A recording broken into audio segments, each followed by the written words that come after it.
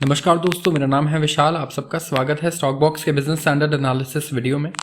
यहाँ पर हम डिस्कस करते हैं बिजनेस न्यूज़पेपर्स और उनके कुछ बढ़िया आर्टिकल्स जो events, business events, economic events, financial events हमारी लाइफ को अफेक्ट करते हैं, हमारी कंट्री को अफेक्ट करते हैं। ठीक है, हम वो चीज़ें ज़्यादा डिस्कस करते हैं और कॉन्सेप्ट्स को डिस्कस करते हैं। शुरुआत करते हैं आज के सबसे पहले आर्टिकल से।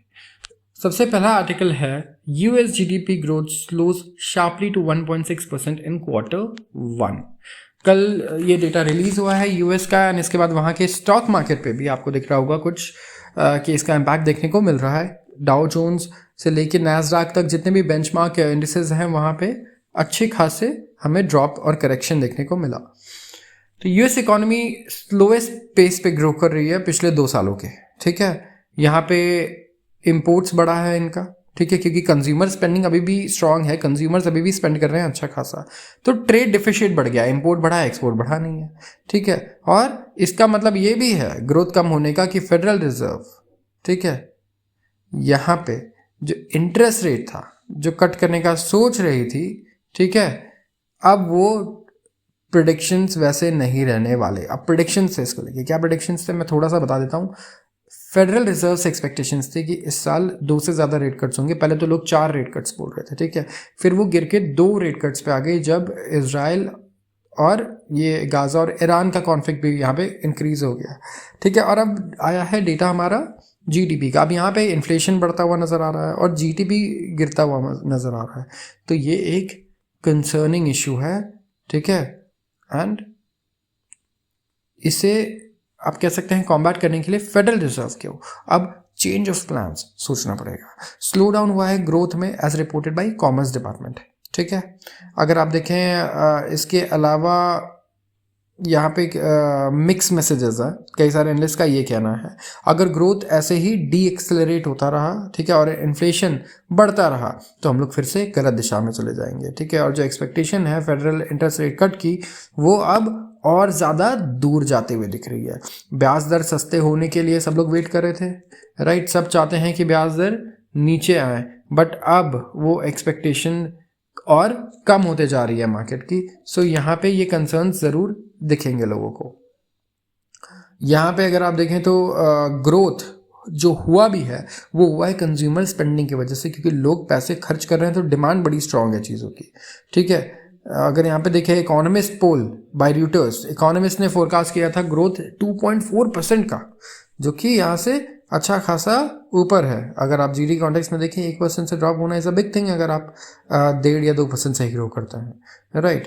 एंड फोर्थ क्वार्टर में इकोनॉमी ग्रो हुई 3.4% से। ठीक है, और फर्स्ट क्वार्टर जो था ये सेंट्रल बैंक के नॉन इन्फ्लेशनरी ग्रोथ रेट 1.8% से कम था। इन्फ्लेशन बढ़ा क्योंकि ऑफकोर्स हमने अभी देखा पर्सनल कंजम्पशन ऊपर ही है, तो यहाँ पे फूड और एनर्जी यहाँ पे 3.7% रेट है after rising at 2% in the fourth quarter.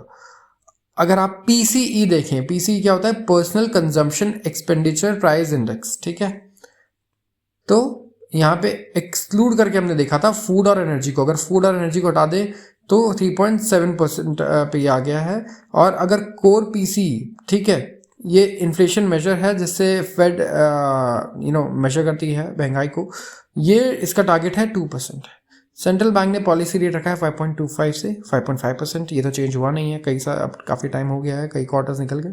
ठीक है, और उन्होंने बेंचमार्क ओवरनाइट इंटरेस्ट रेट बढ़ाया है 525 बेसिस पॉइंट्स पे सिंस मार्च ऑफ 2022 से लेके अभी तक, which is been a very कह सकते हैं बिग ट्रबल फॉर मार्केट्स। बिल्कुल भी खुश नहीं है वो इससे, एंड दे आर वेटिंग कि ब्याज दर नीचे आए। आते हैं अगले आर्टिकल पे। Swiggy gets one step closer to 1.25 billion IPO। Food delivery major Swiggy, 2 ही कंपनीज हैं मेजर, जोमेटो और स्विगी। जोमेटो ऑलरेडी लिस्टेड है स्टॉक मार्केट में, स्विगी भी अब एक स्टेप क्लोजर आ चुका है। ठीक है, उन्होंने अपने शेयर होल्डर से अप्रूवल ले लिया है 1.25 बिलियन डॉलर्स का एक IPO लाने के लिए। ठीक है, और यहाँ पे इन्होंने फाइलिंग्स कर दी है with registrar of companies source by रॉफलर। तो ये बेंगलुरु बेस्ड फर्म है ये, और ये रेज करना चाहते हैं 3,750 crore, around $450 million fresh issue से, और 6,664 करोड़ यहाँ पे 800 million offer for sale component से इनका ये कहना है। तो 750 करोड़ ये एंकर इन्वेस्टर से रेज करेंगे अहेड ऑफ इट्स IPO। तो कंसेंट और अप्रूवल जो है इनके शेयर होल्डर्स का ये क्रिएट किया गया है इससे, और ऑफर ये दिया गया है, और यहाँ पे गोल है 3,750 करोड़ का by way of fresh issue करने का, ठीक है। एग्रीगेट अमाउंट ऑफ 6,664 करोड़ तक अगर आप देखें by certain existing share holders OFS. Fresh issue और ओएफएस दो बार हमने पढ़ लिया। फ्रेश इशू क्या है? शेयर मार्केट में आप हम लोग जैसे रिटेल और जो नए इन्वेस्टर्स हैं उन्हें इशू करेंगे नए शेयर्स, वो हो गया फ्रेश इशू।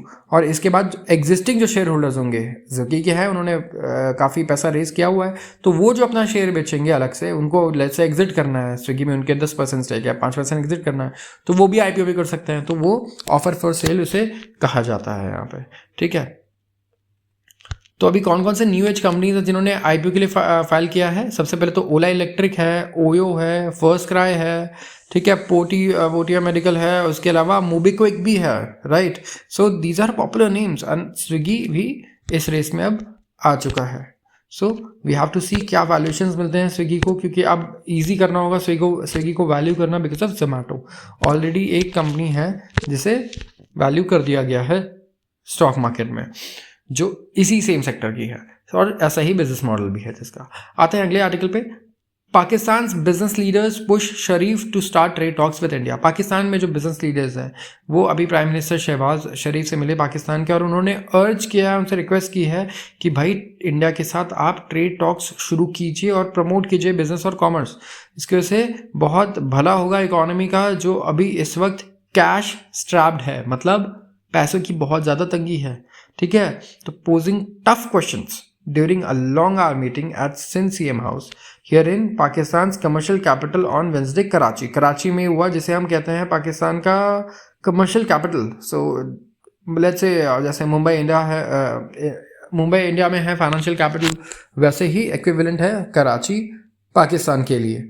तो यहाँ पे लंबी ये मीटिंग चली, ठीक है, एंड बात टॉपिक था पॉलिटिकल स्टेबिलिटी और को यूज़ करके कैसे टर्न अराउंड किया जाए इकोनॉमी में, क्योंकि पाकिस्तान को बहुत ज़्यादा ज़रूरत है इस चीज़ की कि इकोनॉमी को भी इम्प्रूव करे अपने, ठीक है, फिगर आउट करें कि किस तरीके से आगे एक विजन बनाए, उन्हें ग्रो करना है, किस तरीके से अपनी इकोनॉमी को और लोगों को अपलिफ्ट करना है, ठीक है। तो प्राइम मिनिस्टर जो है वहाँ के he sat down with business community, right, and उन्होंने सोचे तरीके कि किस तरीके से एक्सपोर्ट्स के थ्रू या दूसरे स्ट्रैटेजीज के थ्रू ये इम्प्रूव कर सकते हैं, ठीक है, फाइनेंशियल कंडीशन को पाकिस्तान के। और कहाँ से शुरू करना चाहिए, सही क्वेश्चन तो इनके लिए हमें ऐसा लगता है कि ये होना चाहिए इस वक्त कि हम कहाँ से शुरू करें, इस सेक्टर में कहाँ से शुरू करें, राइट। सो यहाँ पे कुछ उन्होंने क्वेश्चन आंसर किए और इन्हें सजेशंस मिले हैं इंडिया के साथ बिजनेस को रीस्टार्ट करने के। तो यहाँ पे इंडियन गवर्नमेंट का भी कुछ यहाँ पे डिसीजन होगा इसको लेके, क्योंकि ये वन साइडेड तो नहीं हो सकता। तो आज के लिए बस इतना ही। अगर आपको वीडियो पसंद आई हो तो ज़रूर इस वीडियो को लाइक करें और चैनल को सब्सक्राइब करना बिल्कुल ना भूलें। आप सबका बहुत बहुत धन्यवाद।